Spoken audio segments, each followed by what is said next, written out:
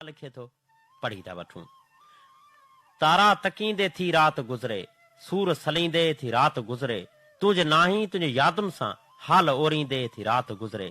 कींजर खां कारूंझर, केटी बंदर खां कश्मोर, लाड़ उत्तर काछो कोहिस्तान ऐं समूरे सुवारी सिंध में रहंदड़ मानायतनि माण्हुनि लाइ लहंदड़ सिज जे कींझर जे पाणी खां मोकिलाईंदड़ पाछनि जहिड़ा अहसास खणी भा बशीर ऐं FM 92 जी समूरे सथ खे हिकु कुर्ब जे कैदी जो सिक भरियो सलाम शाल क़बूल पवे।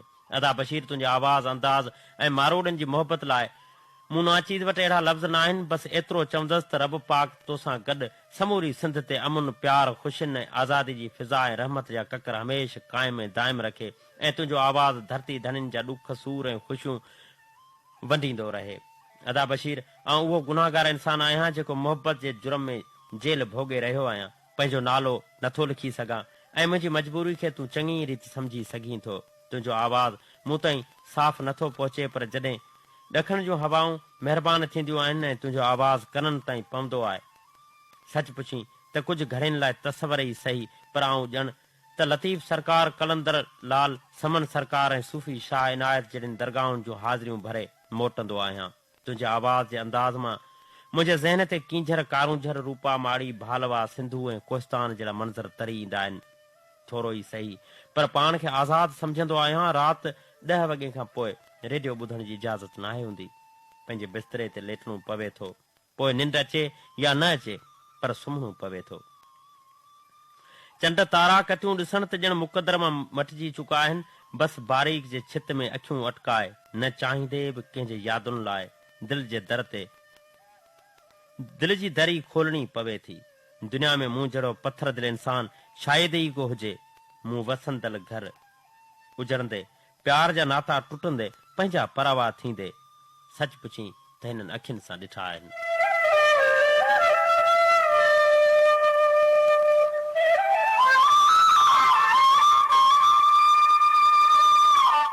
हा बशीर भा, मूं त बाह लॻल बस जी दरी मां हिकु माउ खे पंहिंजो मासूम ॿारु रोड ते उछलाईंदे ॾिठो आहे, पर पोइ बि ज़िंदगी मामूल मुताबिक़ गुज़रंदी रही। पर को कची चूड़ी जहिड़ो अहसास रखंदड़, वाचूड़े में उॾंदड़ सर जे पन, साबुण जे पाणी मां ठहियल के कोमल गुल जहिड़ो इंसान अखियुनि जे रस्ते, पलकनि जे पहिरनि मां अलाए त कंहिं महिल दिलि में दाख़िल थी वियो। असांजी हेलो हाय केॾी महिल दोस्ती में तब्दील थी, उहा बि ख़बर कान पई। दोस्ती जो रिश्तो एतिरो त मज़बूत थी वियो जो उन खां सवाइ हिकु पल बि गुज़ारणु क़यामत लॻंदो हो। हुनजी कॉल जो इंतज़ारु SMS जे ट्यून ते मोबाइल चेक करणु ऐं SMS सिम कंपनी वारनि जो हुजे त दिमाग़ बि दिलि जे हथां मजबूर थी हुनजो नंबर डायल करण लाइ हथनि जे आङिरनि खे हरकत में आणे थो। लापरवाह इंसान कॉल रिसीव करण बजाए मोबाइल जो ॻाढ़ो बटण सवाब सम्झी दॿाए छॾींदो हो ऐं कुझु देरि खां पोइ मुंहिंजे मोबाइल जी स्क्रीन ते इहे लफ़्ज़ तरी ईंदा हुआ त सॉरी, मसरूफ़ हुअसि। ऐं सभु कुझु विसारे उञारी हरणी वांगुरु पंहिंजे कननि खे हुनजे लफ़्ज़नि जा ॿ टे फुड़ा प्यारण जे लाइ बेताब थी वेंदो हुअसि। चयाई मूंखे विसारे छॾ, अकेलो हाणे गुज़ारे छॾ। वञा थो हमेशह जे लाइ, ॾिसण जे चाहीं तो मूंखे, इजाज़त एतिरी आहे तोखे, दफ़ो आख़िरी निहारे छॾ, पर मूंखे विसारे छॾ, अकेलो हाणे गुज़ारे छॾ। खिलण जी ॻाल्हि न कर तूं, रुअण ते रंज आ ज़माने खे, लिकी न लोक सारे खां, सभई लुड़क हारे छॾ, पर मूंखे विसारे छॾ।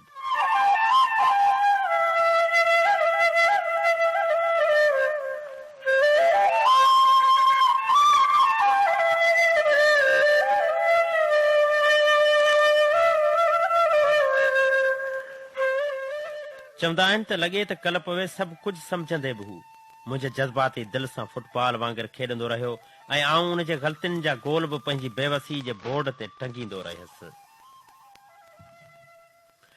एतिरी ताईं जो मुंहिंजे आसन उमीदुनि ऐं एतबार जो स्कोर बि हुन जे पासे हलियो वियो ऐं फाइनल में हू बिना मुक़ाबले सोभ वारो थी वियो ऐं हार खे हमेशह लाइ मूं हार बनाए मुक़दर जे गले में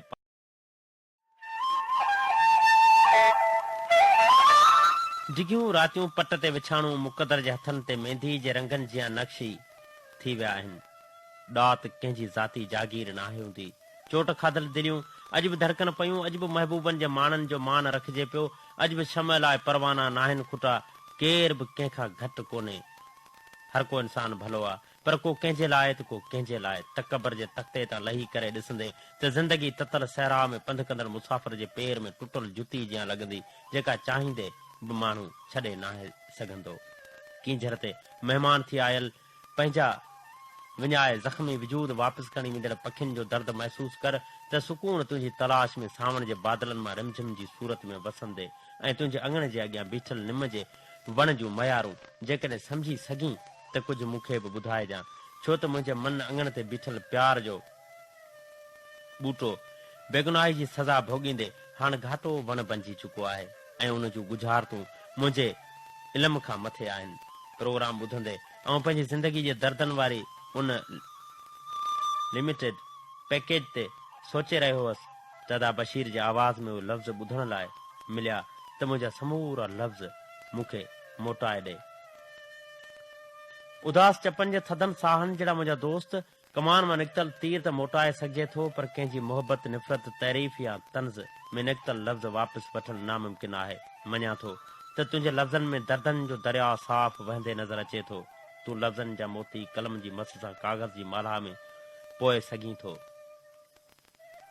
ऐं न त लफ़्ज़नि जो मुक़ाबिलो करणु थो चाहियां ऐं न ई मूं नाचीज़ वटि एतिरो इल्मु आहे। बसि दिलि चयो सो कलम खणी जेको ज़हन में आयो सो लिखी छॾियमि। लाइक़ु सम्झो त शामिल प्रोग्राम रखिजो ऐं चिठी खे मान ॾिजो, न त अव्हांखे इहा तकलीफ़ असां ॾिनीसीं, इन जे लाइ माज़रत।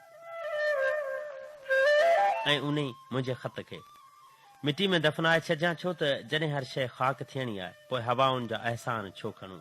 मुंहिंजा ई आज़ाना अहसास जीजल जी हंज जहिड़ो सुकून ॾींदड़ सिंध अमर जी मिटी जी महक मथां।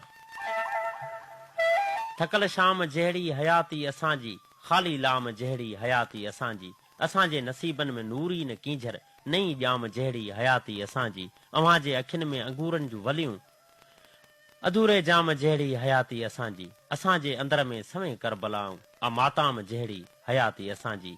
मुंहिंजा गुमनाम दोस्त, मञा थो त तुंहिंजी दिलि दीवारुनि ते दर्दनि ऐं अखियुनि जे अङण अॻियां मजबूरियुनि जा मींहं वठल आहिनि, पर जॾहिं सज़ाउनि जा सैलाब ईंदा आहिनि त मजबूरियूं हालतुनि हथां मजबूर थी बिना ककरनि जे बरसाति वारी ॻाल्हि में बि मञी वठंदियूं आहिनि। चंड खे प्रणाईंदड़ मुंहिंजा बेनाम दोस्त, महबूब जी बेरुखी पंहिंजनि खां परे बंदि कमरे में अकेलाइप वारी सज़ा खां वधीक ॿी का सज़ा दुनिया में हुजे त चार खिटमिठनि जी तकलीफ़ करे नूरियाबाद जी नगरी मां हवाउनि रस्ते भा बशीर जी आवाज़ में मूं ताईं ज़रूरु पहुचाइजां। ऐं तुंहिंजे अहसासनि जी बिना चाॿी वारे ताले खे दिलि दरवाज़े में कुर्ब जी कुंडी में हमेशह लाइ हणी छॾींदुसि। ऐं उहो ई साॻियूं पर अॻु खां मजबूर सिक जो सतायल हथकड़ियुनि जो हिराक सिर्फ़ु ऐं सिर्फ़ु कुर्ब जो क़ैदी।